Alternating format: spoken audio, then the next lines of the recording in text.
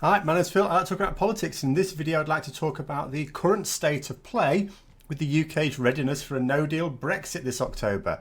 But first, if you find yourself enjoying the video, then please consider clicking the like button and subscribing to the channel. It helps a lot. So it's been known for a while that any form of Brexit would of course be harmful to the economy. And to begin with, when Brexiteers first started suggesting that we should leave without a deal, which is not what they said before the referendum, they denied that would be the case. But now that it's a realistic and imminent prospect, they are queuing up to admit that it will hurt the economy quite badly. The narrative now is that it's worth it. The cognitive dissonance has become so bad that there are now leavers phoning up the James O'Brien show to say that even if they lost their job, it would be worth it for Brexit. We've had Jeremy Hunt, who is seen as the moderate in the Conservative leadership campaign, who now feels he can say to the public, yeah, your company may go bust, but you know what? It's worth it, isn't it? The government did commission a report to work out all the effects of various forms of Brexit, including no deal. They didn't publish it for fear of creating panic, but MPs are allowed to read it and have, of course, been passing on information to their constituents anyway. So if you're a British citizen and have specific questions about this report, you can actually ask your MP to go and have a look at it and get back to you with the answers. But there are some reports that are published. The Office for Budgetary Responsibility has just published a new report with information on the effects of Brexit at the end of October.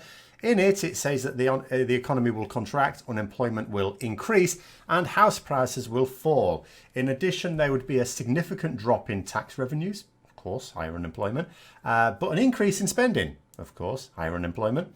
That means that the already sky-high national debt that the Conservative Party has already given us would be set to get much worse. Now, in terms of shrinkage of the economy, the OBR's estimate puts it at a 2% reduction in the case of what they call a benign Brexit, which is not the exit that Brexiteers like Boris Johnson are talking about. They're talking about having some sort of arrangement with the EU. The sort of Brexit that is talked about by Brexiteers would make it a much more serious crash than a decade ago, which the more benign one would not. Okay, but it still would be a recession, of course. In the case of the harder Brexit that has actually been talked about, then the contraction is not so much 2% as up to 8%, which, as I say, would be much more serious than the one we experienced recently. But there are still a number of unknowns which could impact the results. There are things that the government could do to prepare for no deal and lessen the impact, and the forecasts have been made assuming that this would be the case. For example, if we can keep the goods flowing at our borders, that would help a lot, because this can be done. The forecasts assume it will be done. But the government has not yet given us any confidence that they have the border control sorted. I take no assurances from a government that gives a ferry contract to a company without any ferries and that has terms and conditions that tell you what to do if you're unhappy with their pizzas. The EU have prepared for a no deal and have been doing so for some time, but the UK have not. The government keeps telling us about the money that they've spent on no deal preparations, but they don't seem to have much to show for that money. Like, what systems has the government implemented to deal with a hard Brexit? Seriously, someone tell me. I mean, I know what the UK government think they've done to prepare. There's a web page where the Institute for Government tells us what progress they've made on a range of issues. I'll put a link in the description below. But on close inspection, all it says is, we're going to ignore everything and it'll sort itself out. For example, on the environment, it says they will appoint a new watchdog. Not that they've appointed a new watchdog, just that they're going to appoint one. On the important issue of borders, the government have said that they have been communicating with businesses about how to cope with the new situation. Oh, great. But it also says that businesses still don't know how to deal with the new situation. So let's just recap that statement again. The government have said that they've been talking to businesses to explain to them how to deal with Brexit when it happens without an arrangement.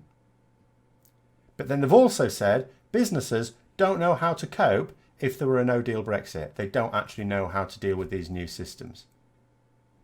Imagine if I did that as a teacher. Oh yeah, I've been teaching my classes Newton's laws of motion this week. None of my students know anything about Newton's laws of motion, even though I've been teaching it them this week. A few people may just question my competence in that situation. In fact, the only system that I've actually seen evidence of implementation is the stockpiling of medicines.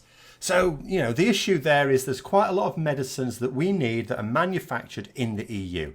In the event of problems with transport between the UK and the EU, doctors have long feared dangerous shortages of these drugs, life-threatening shortages, in fact. But not to worry, the UK government were right on it and have been stockpiling medicines. Well, some of them. Not all of them. Some of you are still screwed. And they've been stockpiling them in Belgium. So, to alleviate the problems of getting medicines from the EU to the UK, we've stockpiled them in the EU. So I would say it's a fairly safe bet that the benign economic forecasts based on the government easing very predictable no deal issues with measures that are possible to implement with sufficient forethought are probably going to be blown out of the water. We haven't prepared the systems that were possible to prepare because our government were not really risking a no deal Brexit. It was all a bluff on the part of Theresa May. In interviews for a documentary that's going out tonight in the UK, people in the EU were even saying that no deal was never a credible threat and that the UK government knew that. Only problem is that Boris Johnson is about, in all likelihood, to head up the new UK government, and nobody is quite sure if he understands that. Certainly if you listen to his rhetoric, you'd be convinced that he doesn't get it at all.